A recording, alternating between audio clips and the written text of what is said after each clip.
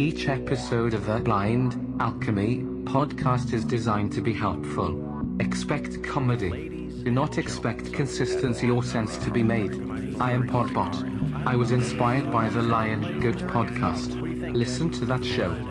On today's episode, the Blind Alchemist and JohnBuckson conduct a philosophical debate over Walter Russell's zero-point meditation, TerrenceHoward's appearances on the Joe Rogan Experience, psychological manipulation of the masses, sanity, individualism, and the physics of intentionalice. Listen until the end.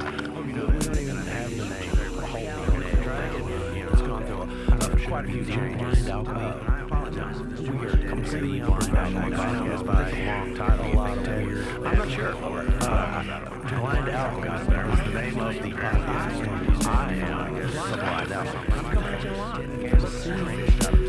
I'm not coming live from the sea. All right, folks. Hello and welcome to the Blind Alchemy Podcast. I am your host, the Blind Alchemist, and I am coming at you live from the kitchen with this rendition of reality as we know it. We are all one, and there is nothing new under the sun that shines down here upon the island of mind, which is somewhere adrift in the sea of frequency that creates all of reality. You see, we are connected through this energy. Now, I would like to thank you for joining us today. Welcome back once again, the uncannibal, incredible rhyme animal, JohnBuckson. How are you doing, John? Feeling okay, feeling good, feeling optimistic, feeling great. How are you feeling today, Blind Alchemist? I am well, I think. I have done as little as possible today. Yes. Because my to-do list was very short, and one of those things was get a haircut, or at least schedule a haircut and pay a bill. And as soon as I attempted to do either one of those things, it was, fuck you. The haircut place that I frequent was not open on a Monday, because that's a thing, apparently. No hair salon is open on a Monday. I don't know what that's about. I don't understand that, but, you know, it's okay. You weren't able to pay your bill either? Well, no, I got that done. At first, it didn't look like that way, because then I pay the bill online. I was like, hey, online bill pay is not available at this moment. Okay. Oh, yeah, I've had that happen to me before a couple of times. That's always, I don't know, just a little reminder that the universe has lots in store for us that we don't always expect. And then an hour later, it was like, no. I called to get the haircut appointment scheduled, and nobody answered the phone. I'm like, okay, well, maybe they're just busy. No problem. So I'll pay the bill.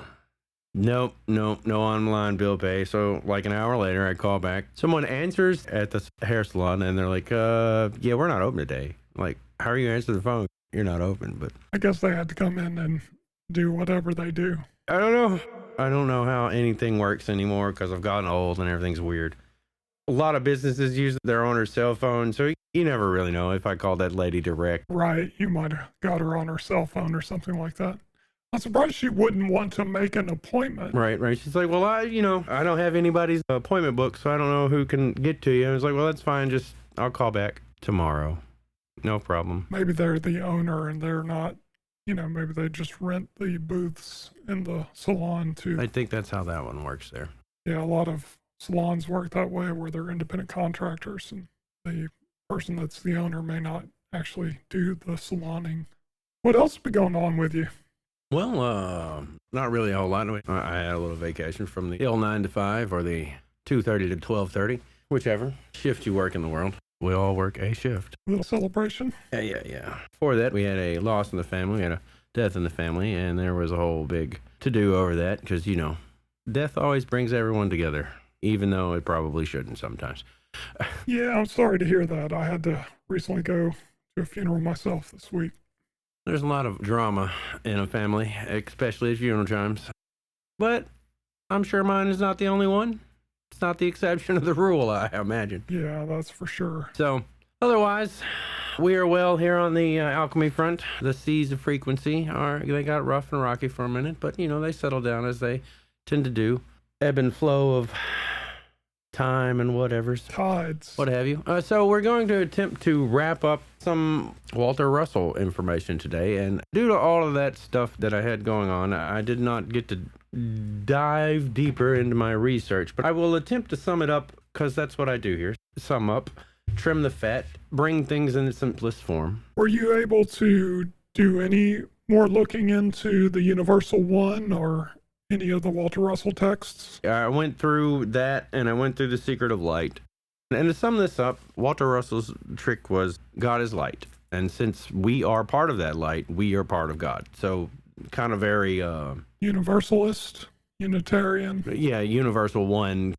The law of one is kind of similar with that. So we are all one. There's nothing new under the sun, as they say. Or somebody says. I don't know who says that, but people do. I did find something interesting associated with them. There's something called a 0-point meditation. 0-point meditation. What is that? Well, it comes from some of his work or whatever. And it's when you meditate, you imagine a ring of light scanning you, kind of in a way. Okay. Going up and down, and as it goes up and down, it removes, well, the skin, the muscle, the bone. And then once you get everything gone, you're at 0 point. And it can be a little difficult to do. I've tried it several times. You know, relaxing enough to realize, hey, I'm more than this body. I'm not just this body. The skin is gone, the bone is gone. And then as soon as you hit 0 point, though, as soon as you get there mentally, it's very, very visually interesting. Oh, really? As soon as you're like, oh, yeah, it's like, oh, shit, there's a lot of stuff here in this 0 point. Like, I watched the seed of life become the flower of life, become some shit I have never seen before in my life. So it's very, very, very cool. How would you describe that end point? How would I describe? You said something that you've never seen in your life. How would you describe that? So the flower of life blossomed into something else? Watch it bloom into all of its core components, I guess. I mean, because it's a multi-dimensional thing, I think, that requires some understanding and unpacking on each level. Because, you know, most people just see the flower of life as that circle within circles and circles and circles and circles. And it's like, oh, that's a cute little drawing. It's, yeah, you know, but it's more than that. That's just this, it's two-dimensional representation. There's a three-dimensional zone where it's spherical. They're not circles, they're spheres, and they're all stacked on top of each other, bubbling out and growing exponentially. And I don't really know how to explain it, because I saw that, the expansion of it in three-dimensional, and then I don't know what else I saw, because shapes that I didn't know existed. Oh, yeah? Yeah. Tell me more about that. No. Okay. No, I refuse. That's fine. It's just interesting.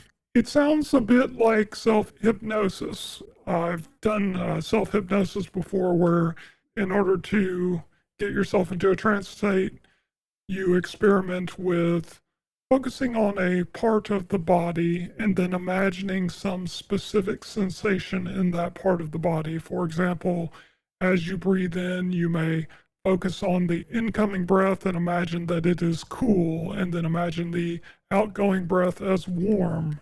And through this type of focus, you create a trance-like state for yourself. Or you might even physically tense all of the muscles in your toes or all of the muscles in your feet. And then as you breathe out, you relax those muscles, and then you tense each muscle group up your leg to your torso, through your torso, down your arms.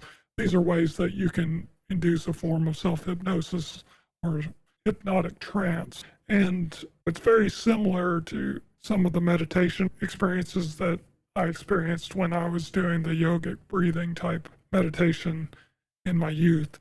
Is that the sort of thing that you're doing, where you're imagining these different layers of your body being removed to reach that 0 point? Yeah, meditation all works the same. You know, there's 1,000 different techniques, I guess. Focus the mind until it doesn't need to focus, or focus on the one thing until it becomes the everything. I don't really know.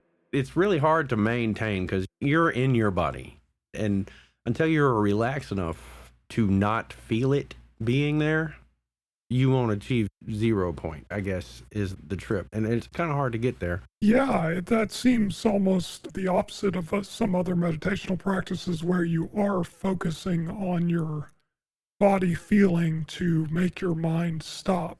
Mm-hmm. Or reduce your imagination's output. So, Oh, yeah, but as soon as you hit that, it's like right where your eyes are, literally. It's just an explosion of patterns and shapes and colors. It's instant. It's phenomenally quick. I was impressed. I was like, wow. Then everything blows up into whatever it became, and I was like, wow. That stuff, I'm not even going to be able to explain this to anybody because I can't. Because the shit you're seeing is shit that doesn't exist in 3 dimensions. So it either morphs into 4th or 5th or maybe even higher. I don't know. so it's just indescribable. Yeah, it was really interesting, and I was only able to succeed at it about 4 times. Well, I think that sounds amazing in the limited time. It's been some time since we last spoke, but it hasn't been very long. Have you done all this since we last spoke? Mm-hmm. Okay. Yeah, I mean, out of probably 20 attempts, 4 times, but most of that is my body rebelling against the process of relaxation. And this 0-point meditation is in relation to Walter Russell? Yeah, it's one of his techniques or something. I don't remember where I found that. Oh, really? Yeah. I would be fascinated to know how Walter Russell came up with 0-point meditation. I was looking up. So 0-point concept. Russell believed in a 0 point at the center of all matter, which he described as the nothingness of light, or the infinity of light. He described a 0 point within each individual, which he considered to be a point of infinite light and source of universal consciousness. Believed by accessing this 0 point through meditation, one could tap into unlimited creative potential and the universal intelligence. Well, I can certainly see that. Yeah, I guess he actually developed the concept of 0-point meditation. Did you have that sort of epitome where you felt like you had achieved the universal consciousness? Did you have any revelations other than this growth of the flower of life into something else unknown? Well, I don't know how to explain the experience, really. I mean, it was fascinating because I pretty much was like a little child watching fireworks for the first time, basically. Oh, okay. That's the best analogy I can draw, is like, you're just like, wow. Uh-huh. What is any of this? So I was more like, wow, what is going on, than I was, is this universal consciousness? Or maybe 10 minutes it lasted. But you didn't feel like you had gained any new knowledge from it, necessarily. Well, if I did certainly knowledge I didn't understand and would require some time to extrapolate, to unpack. Yeah, I see what you mean. Well, that's very fascinating. That's cool. I wouldn't say that I fully understand any of the downloaded things that I get from meditation right away. There's still stuff that I still don't have any clue about that I got a year ago, or maybe even more. Like the ones and zeros, that one was really interesting, where I was just sitting there. I was in the middle of a conversation when this happened, and all of a sudden, it looked like the screen in the computer screen in the Matrix. It's just ones and zeros. It's just... Oh, really? Yeah, they said I stopped talking mid-sentence. My eyes rolled back in my head like... And I still have no idea what the fuck that was. When was this experience? I'm not sure I know the story of this. Oh, that was a while ago. I don't believe I've ever discussed that here because, like I said, I don't know what it meant at all. Uh-huh. It was even green like the Matrix number, like the screen on the Matrix. What is this? Everybody was like, where did you go, dude? I don't know. Fascinating. Yeah, just random weirdness, I guess, that occurs all the time. Oh, here's something interesting about the yin-yang symbol. Recently, they have, over there at the CERN, they have smashed some particles together and found that exact symbol. Oh, really? Yeah. The yin-yang symbol? As the particles spin around each other, they look like that. That's neither here nor there. No, I wasn't necessarily bringing up anything. I put a bunch of these images from the Walter Russell stuff into the episode. I don't know if you watched the video of the episode. Yeah. I got to see some of it, yeah. I just was pulling those up in case we wanted to look at those. I think it did well. There were a lot of views on that. More views than I thought were going to happen. Yeah, we got more views on that video, I think, than any other Blind Alchemy episode. It may just be because of our discussion. Maybe, because, the guy is kind of hot right now, especially with them attempting to rip TerrenceHoward apart. I did find the latest episode of Joe Rogan, or probably not the latest by now, but where TerrenceHoward comes back on there with an actual mathematician. And yeah, you mentioned that. I'd like to discuss that more. I don't know if we want to get back into the whole TerrenceHoward discussion right away? Or how do you want to approach this? Do you want to talk more about Walter Russell, or do you want to talk more about TerrenceHoward? I did have time to go back and watch that podcast, the original 3-hour. I watched all 3 hours of it. It was interesting. I have opinions. Well, of course you do. Strong opinions. Of course you do. Now we will take a break for some advertisements. Please support our sponsors. Just imagine this could be your advertisement. Please reach us at TheBlindAlchemyPodcast@gmail.com to provide sponsorship. And now, back to the show. Sit back, relax, take a deep breath, and when you feel it in your chest, exhale into the now moment and join me, the Blind Alchemist, as we conduct a little blind alchemy. Yeah. So, like, he's gotten so much hate from all the mainstream guys. TerrenceHoward. Yeah, from everything, from mispronouncing words to talking about shit that's really, really old that's, nobody cares about, and some of his weird statements. But the mathematician guy came on. What is that guy's name? Can you look that up? Is it Eric Weinstein? Yeah, he's 100% legitimate mathematician. I haven't watched the whole thing because it's really freaking long. It's like 4 hours. It's the longest. Okay. And basically, he's like, what you're talking about is extremely interesting. He corrects some of his math stuff, and he agrees with him that some math is funky, at the very least. He kind of corrects some of his terminology and agrees that there is some fuckery with the number 2, and that science is kind of a cutthroat industry where you'll either be a nobody or you'll be on somebody's payroll spewing their agenda. So I imagine there is some of that. One of the reactions that I watched to it was the reaction of Neil deGrasse Tyson, because he brings up that TerrenceHoward met Neil deGrasse Tyson and he sent him a 36-page document about his theories about this idea of how the periodic table should be shaped by the octaves, and how there's some fundamental mathematical issues with our understanding of gravity, and this theory about the mathematics of 1 times 1 shouldn't equal 1. And Neil deGrasse Tyson, after he did that podcast with Joe Rogan, put out a video where he's like, here's the paper he gave me.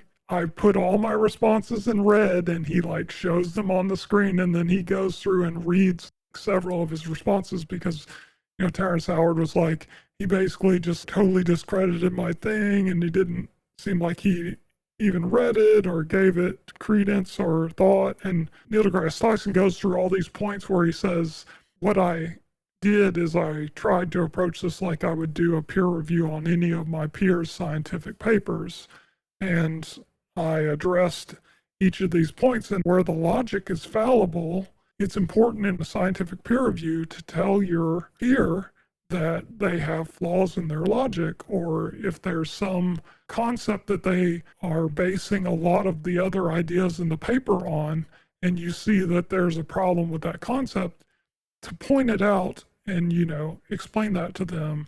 His responses were blunt, and he was honest about that. He was like, I was as blunt as I would have been with any other scientist that I talked to. We're blunt in science when we talk about these things, but there's certain things that TerrenceHoward referred to in his paper that, for example, there was this concept that Terrence brought up about how the square root of a number should not be greater than that number.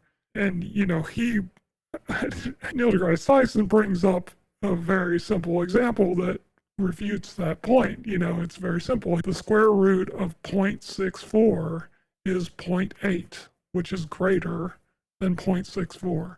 So your fundamental argument that the square root of a number shouldn't be larger than that number is wrong. And so all of this mathematics that you've used to try to communicate these points around that in this paper are all based on this logic flaw that you've made. So I appreciate the fact that you spent all this time and energy into this research, and you've come up with some cool concepts here, but when you're lacking on some of these fundamental concepts in this larger vision that you've made, you're not going to be able to build on these ideas. in an accurate way because some of your fundamental building blocks are wrong. They're just wrong. But TerrenceHoward, in a way, is arguing some things like these fundamental concepts of math, like 1 times 1 should equal 2 and not 1, which is another concept that any mathematical review of those arguments would point out that whenever you multiply a number by 1, that's just the same as showing that number of those numbers. So like 2 times 1 would be a 1 and a 1, 2 ones. Or 3 times 1 is 3 ones. And 1 times 1 is 1 1, not more than 1 1 because 1 is identity or whatever. So like, in other words, he just went through these different things and he also pointed out some other ideas in that talk. It was a good video. It was an interesting video. It was a good example of what a scientific peer review is. And he also pointed out some other ideas, some of these other scientists like Walter Russell and Neely that TerrenceHoward brought up, as well as Tesla. And he pointed out there were things that these individuals came up with that were credible and repeatable with experimental science, but ideas that weren't repeatable by those mathematicians or those philosophers or those chemists or those scientists.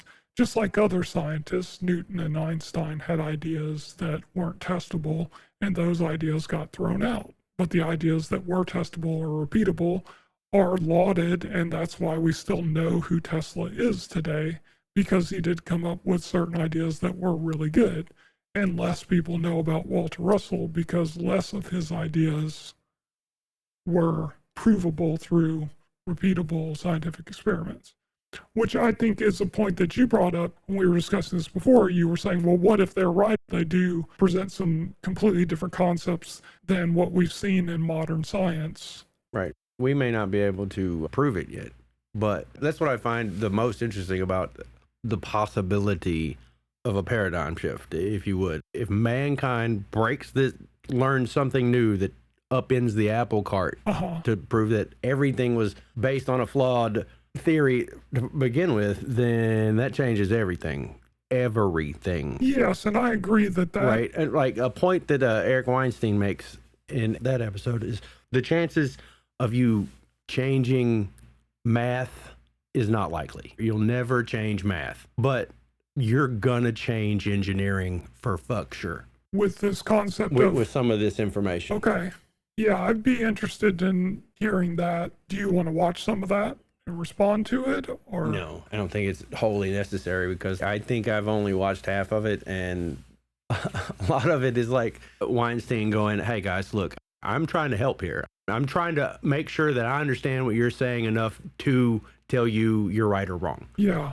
So there's a lot of breaking down of stuff. It would probably help anybody who is not a math person to understand. I think one of the things that goes against TerrenceHoward's presentation of this information is that when he talks, it's sort of like you've had all these discussions on these concepts of the Gnostics, for example, or you've had all these discussions on the concepts of the Hermetic principles? Yes, the Hermetic principles. So there are ideas in the Hermetic principles, for example, the mind is all, or there is a vibration to everything, or there's this bisexual nature to everything, or there's this concept of polarity to everything. There are these ideas in the Hermetic principles, which a lot of modern science is based on the foundations of those same ideas. And then it went to a different place.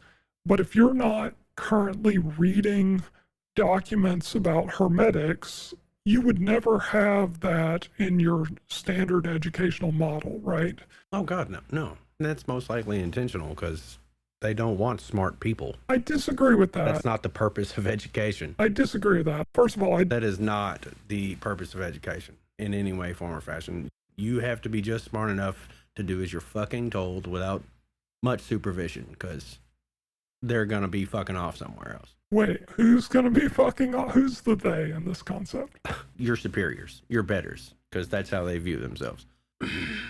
I think public education is a system that's put into place to try to stop the extreme amount of illiteracy that was in place when public education systems were built. I mean, if you think about it, just slightly more than 100 years ago, it was very common that people didn't know how to read. And there's never... I mean, that's still common. What? That's still pretty common.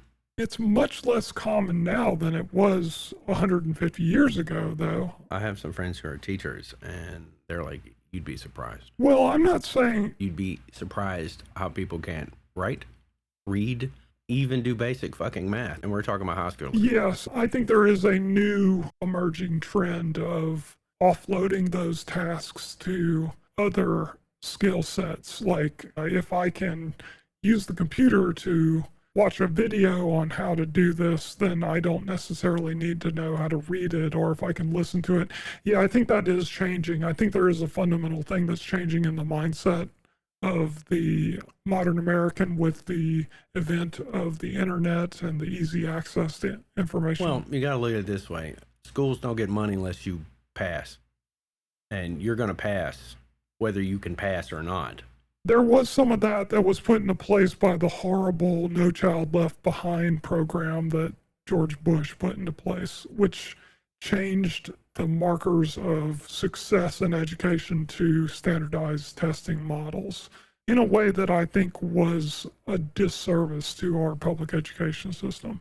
But I'm talking about the fact that if you were a cowboy, or you were a slave, or you were an immigrant in the 1890s, even post-Civil War, it was very likely that you could not read or write English.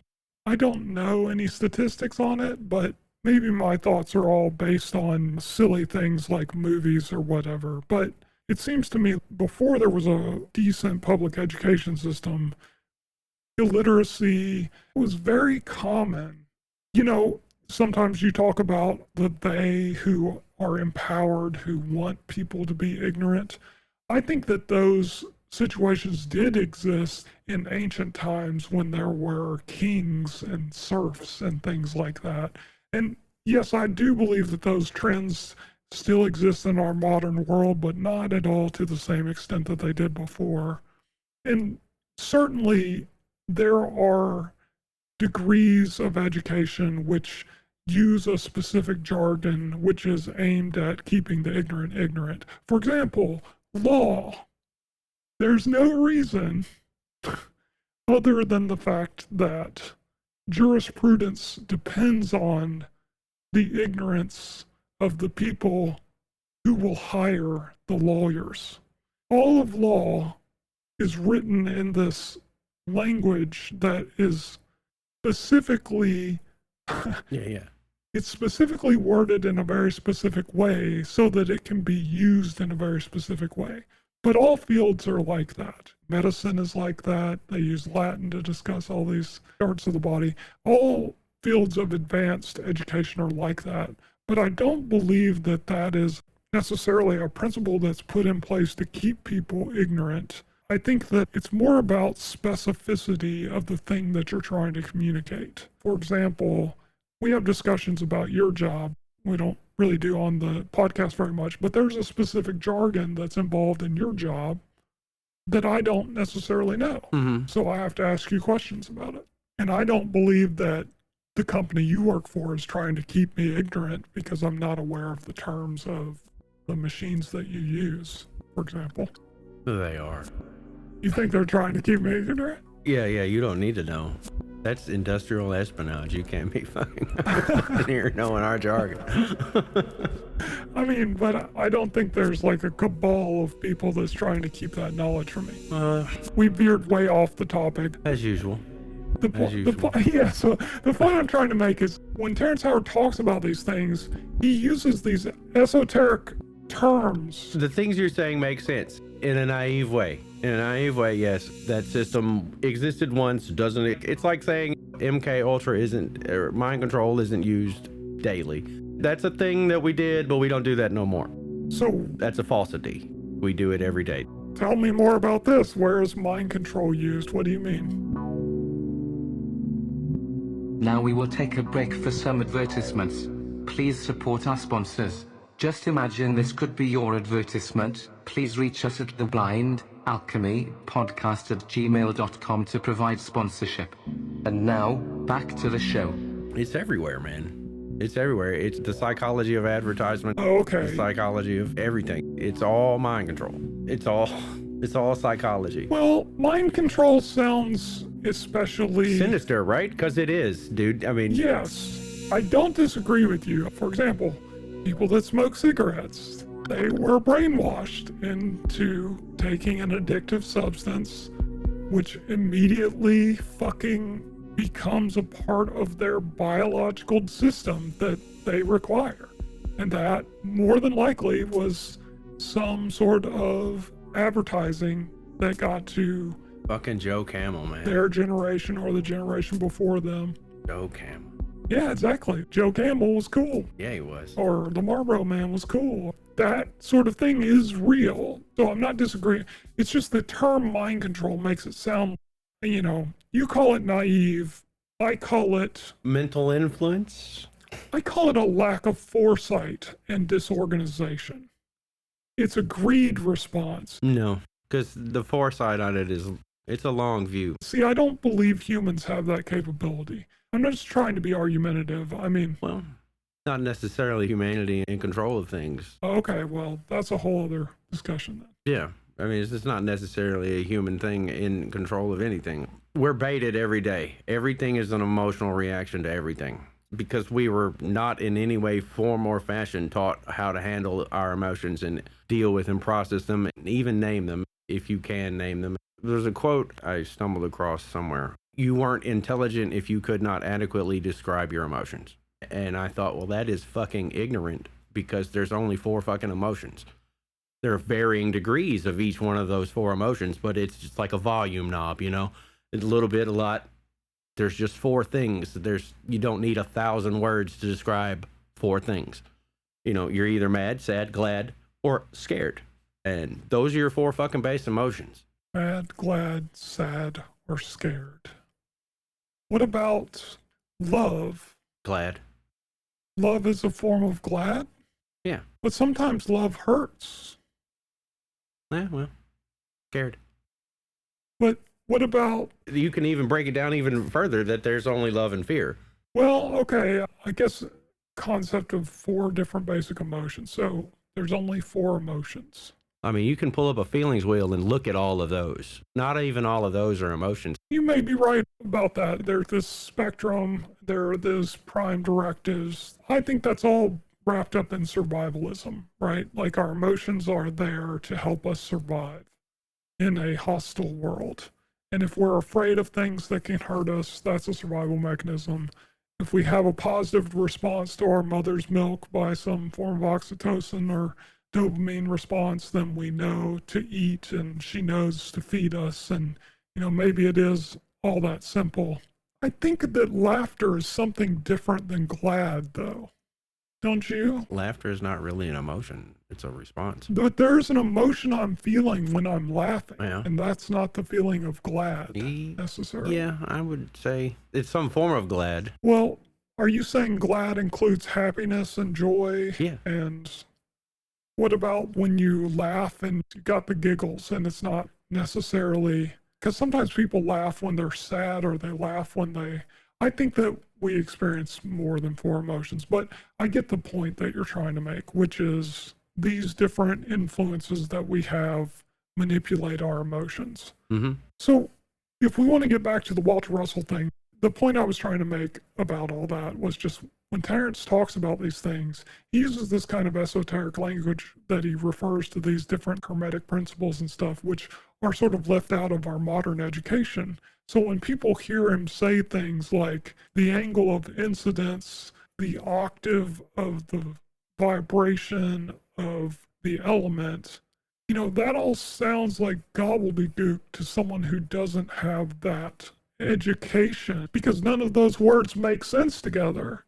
in our modern context of education. You know, you're right. That's the difference between the types of knowledge, right? You got your esoteric knowledge and your exoteric knowledge. Now, there's a thing in here in that Joe Rogan episode there with Weinstein and Howard on there, where they're talking about when they discovered that the two particles form perfectly the yin-yang symbol. Okay. And they read a blurb about how they done it. And the mathematician guy's like, I don't even know what the fuck that means. He's like, I know their words, but I don't know what they mean in that context. It would take 20 minutes to unpack this before I could even attempt to explain it. Exactly. So everybody's doing the same technique. It's just, you see what I'm saying? If you use certain phrasing, you're a crazy person. And if you use this phrasing, you're not a crazy person. It's like the difference between geoengineering and chemtrails.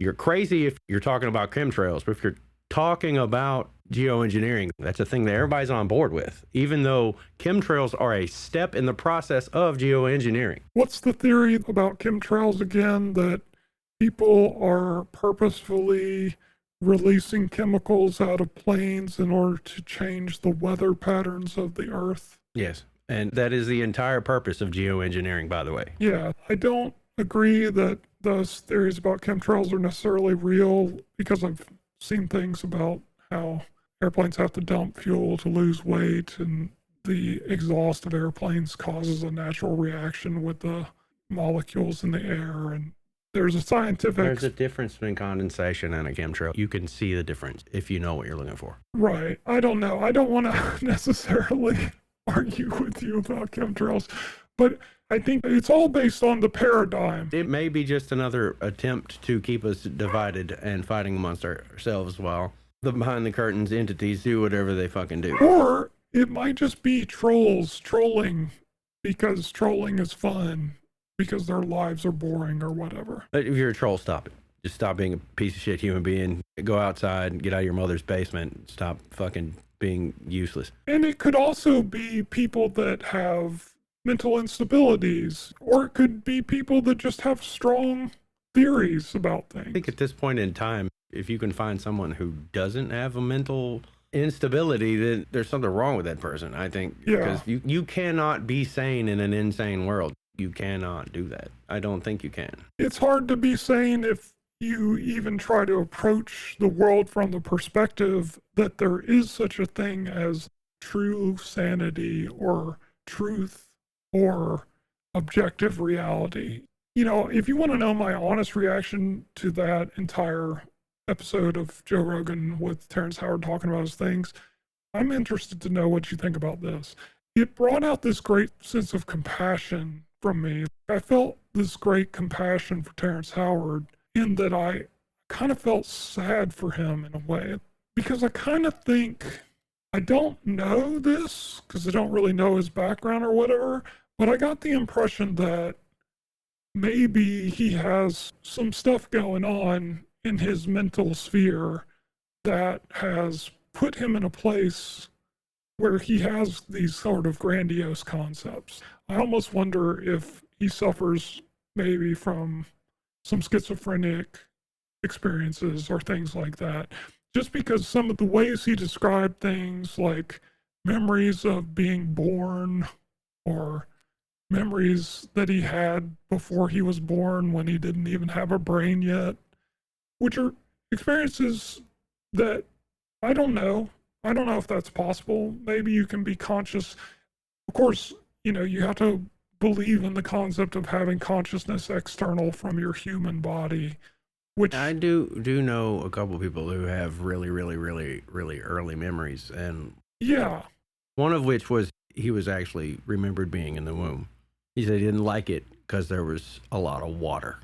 And I'm not saying that that's a thing that means that you have some sort of mental instability if you have that type of memory.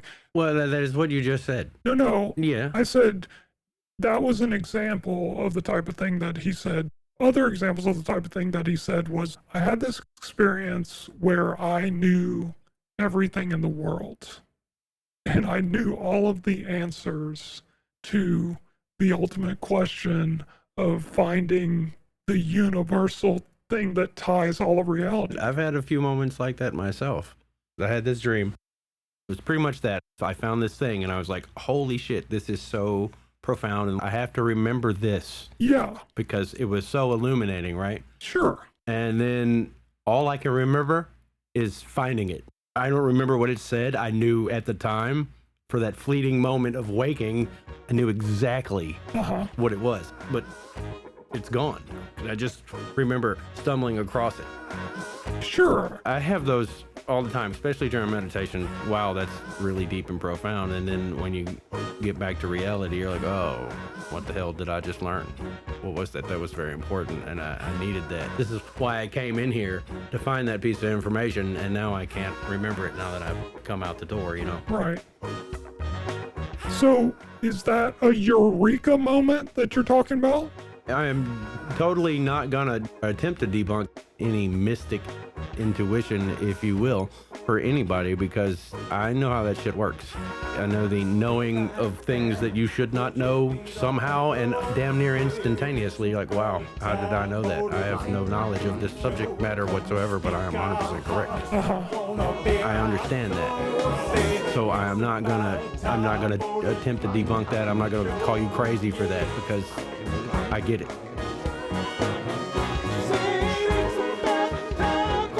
Blind Alchemy.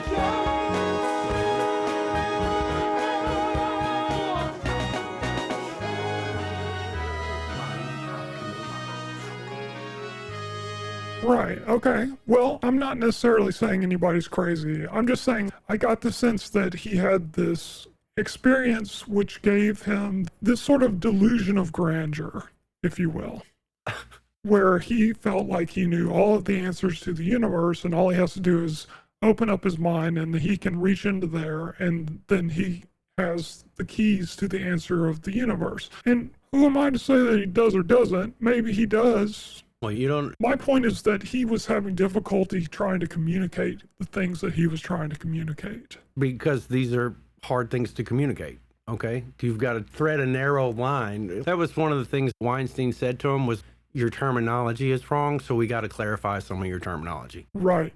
You're saying this meaning this, but that's not what that means at all. So we've got to, correct that. And right. Howard is like, oh, thank you very much. Thank you. This is exactly what I needed. Somebody to help me get my point across. That's what I mean, because I clearly think that he's an intelligent person. And I think he's a person who's open to new ideas.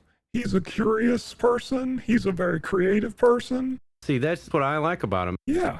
I think looking at the old stuff, even though he's ridiculed for that, that's ancient knowledge, and we know all that, but we don't know all that. We just found out this month what the yin-yang symbol truly represents, right? How did they know that all those years ago? How? They weren't. Well, there is this thing called confirmation bias, right? If you see something in something that you think is there, you can tell yourself that it is that thing. You know what I mean? If you're looking for yin-yang, you might see yin-yangs everywhere when the day before you didn't notice any yin-yangs. So you have to be careful with confirmation bias. But I just say all that to say that my biggest takeaway from the whole TerrenceHoward discussion of the Walter Russell concepts was that this guy is trying to communicate some of these ideas, but I do think that there are fundamental parts of science that debunk a lot of those concepts that he was trying to talk about. But it may just be that he doesn't know how to communicate it in a way that makes sense, so that... Well, communication is hard. Yeah. There's always a barrier to understanding and perspective. Sure, and certainly if you're trying to tell people that all of their education is based on a certain table of information, and you're basically saying, well, at the bottom of that table, that whole table is all built on, it's not that. It's something completely different, and none of it works that way, and gravity isn't real, and, 1 times 1 is 2. He didn't say gravity wasn't real. He said gravity was not a cause. He said that all of the science of physics and astronomy and chemistry is based on a concept of gravity which is wrong, and that it all should be based on electromagnetism rather than gravity being counted as a force. And I don't disagree with the fact that... Well, is gravity still a theory? All of it's a theory. That's the thing about science. There's no such thing. Did they ever make it? Oh yeah, everything's a theory. That's right. So it's all bunk bullshit in the fucking first place. So It's all theories it's all guesswork in a white coat. that are attempted to be repeated. That's science. If you can repeat it, it's science. I don't think gravity is real because heavy shit don't float. How does that mean gravity's not real? What? Heavy shit don't float. How is that not gravity? Or is that gravity at all? Now we will take a break for some advertisements. Please support our sponsors. Just imagine this could be your advertisement. Please reach us at TheBlindAlchemyPodcast@gmail.com to provide sponsorship. And now, back to the show.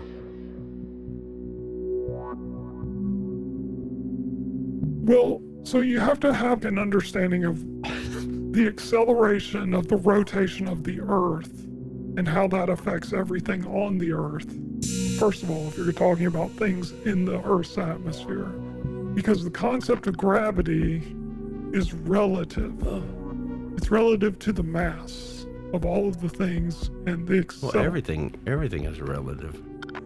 And that's one of the main reasons why humans don't understand gravity is because our perspective of gravity is on Earth. We have only experienced the universe on Earth and at the moon and in the Earth's atmosphere. Well, that's very true. We never experienced the universe anywhere else.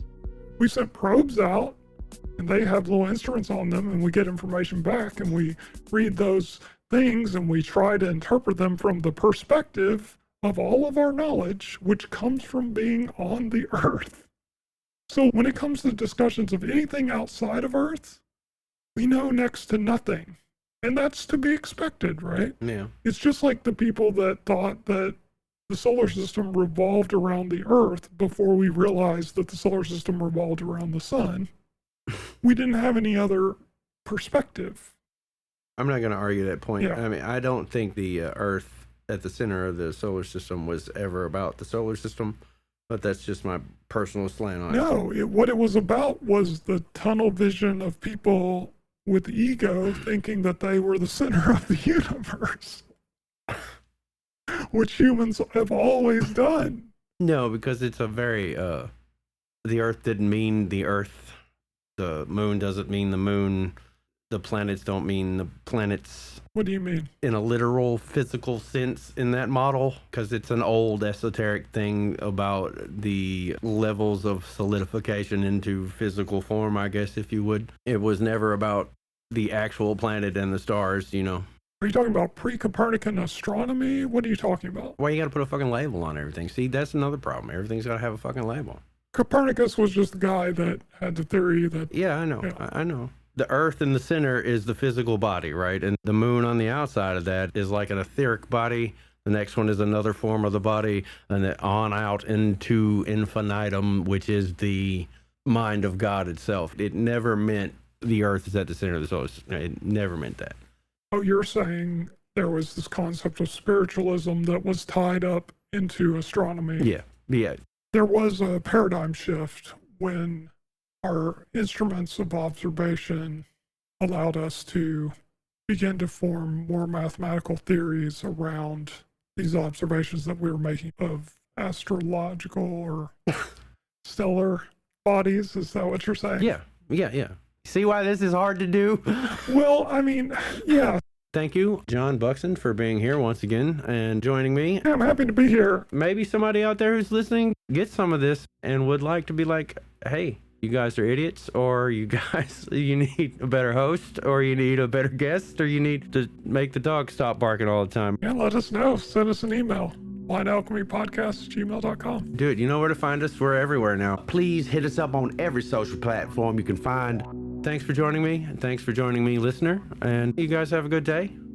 Try to live a peaceful life in harmony as we float through the sea of frequency that we call reality. Love you, ladies and gentlemen. Be safe out there. Tune in next episode for the exciting conclusion of the Walter Russell conversation.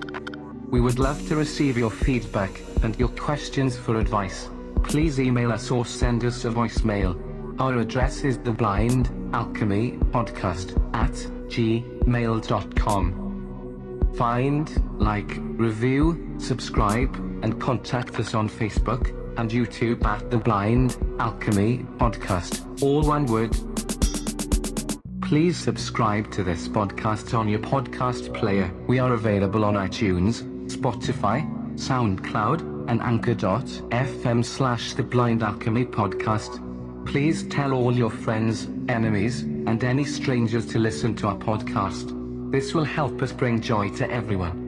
Text-to-speech services were provided by freetts.com and readloud.net. Some information was provided by wikipedia.org and the Joe Rogan Experience number 2171 on youtube.com. Please see the episode notes for full attribution. We would like to extend a special thank you to the world's greatest musicians, sound designers, and engineers at HairelineProductions for their help with the composition, performance, editing, production, and recording of both the original music and today's show. Please like their content on SoundCloud/HairelineProductions.